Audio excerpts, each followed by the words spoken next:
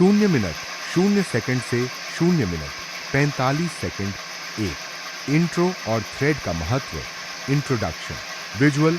Lathe machine पर एक shaft घूम रहा है और उस पर स्क्वायर थ्रेड कटिंग का एक शानदार क्लोजअप शॉट दिखाई दे रहा है। Voice over. Voice over. नमस्कार दोस्तों, महाबली इंजीनियरिंग में आपका स्वागत है। जब बात आती है हैवी लोड उठाने की या पावर ट्रांसमिशन की, जैसे कि हमारे वाइस के स्क्रू, जैक स्क्रू या लेथ मशीन का लीड स्क्रू, वहां सबसे ज्यादा इस्तेमाल होता है स्क्वायर थ्रेड का। लेकिन लेथ मशीन पर एक परफेक्ट स्क्वायर थ्रेड काटना नए टर्नर्स के लिए थोड़ा मुश्किल होता है, क्योंकि इसमें टूल के फंसने, चैटिंग या टूटने का डर सबसे ज्यादा होता है। आज के इस 5 मिनट के वीडियो में हम देखेंगे कि सही टूल ग्राइंडिंग से लेकर फाइनल कट लगाने तक स्क्वायर थ्रेड काटने का सही और आसान तरीका क्या है। अगर चैनल पर नए हैं तो सब्सक्राइब जरूर करना। 0:45 से 1:45 जार 2।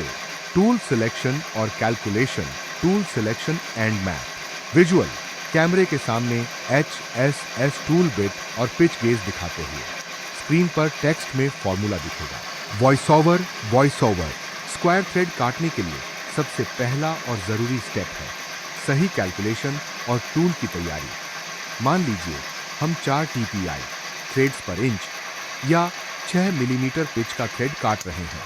स्क्वायर थ्रेड का नियम बहुत सीधा है। इसकी गहराई, डिपथ और चौड़ाई, विड्थ, दोनों पिच की आधी होती है।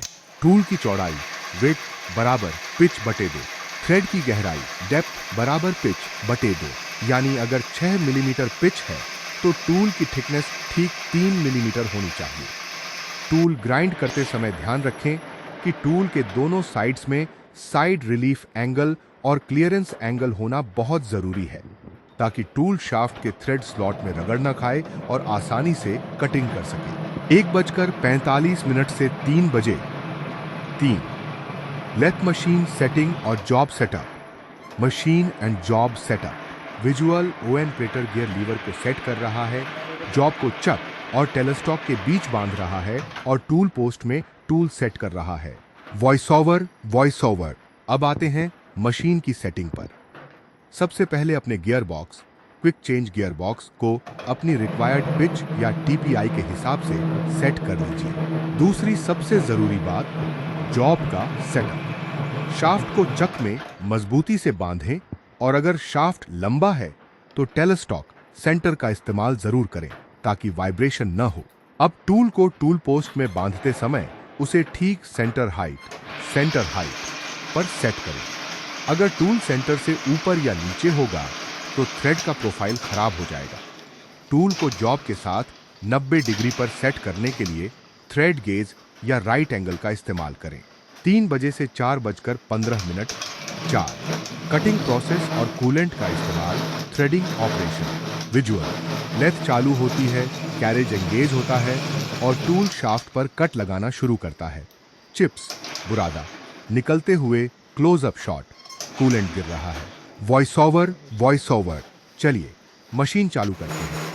स्क्वायर थ्रेड काटते समय मशीन की स्पीड कम, लो RPM रखनी चाहिए, आमतौर पर 40 से 60 RPM के बीच। हाफ नट को एंगेज करें। पहला कट हमेशा बहुत हल्का 0.05 मिलीमीटर से 0.1 मिलीमीटर होना चाहिए, ताकि हमें शाफ्ट पर एक मार्किंग लाइन मिल जाए और हम चेक कर सकें कि पिच सही आ रही है या नहीं। हर कट के बाद टूल को पीछे लें, कैरेज को वापस लाएं और फिर अगला कट दें। स्क्वायर थ्रेड में टूल का पूरा चौड़ा हिस्सा एक साथ मेटल को काटता है, जिससे मशीन पर लोड पड़ता है। इसलिए कूलिंग ऑयल का इस्तेमाल लगातार करें। यह टूल की लाइफ बढ़ाएगा और थ्रेड को बढ़िया फिनिशिंग देगा। 4:15 से 5 बजे 5 फिनिशिंग, चेकिंग और outro. Finishing and conclusion. Visual thread पूरा होने के बाद ऑपरेटर उस पर नट या मैचिंग पार्ट चढ़ाकर चेक कर रहा है। फिर कैमरा होस्ट पर आता है। Voice over. Voice over. जब आप अपनी कैलकुलेटेड गहराई, डिपथ तक पहुंच जाएं, तो आखिरी कट बिना फीड बढ़ाए स्प्रिंग कट लें ताकि थ्रेड के अंदर की सतह बिल्कुल स्मूथ हो जाए। अब मशीन बंद करके ब्रश से थ्रेड को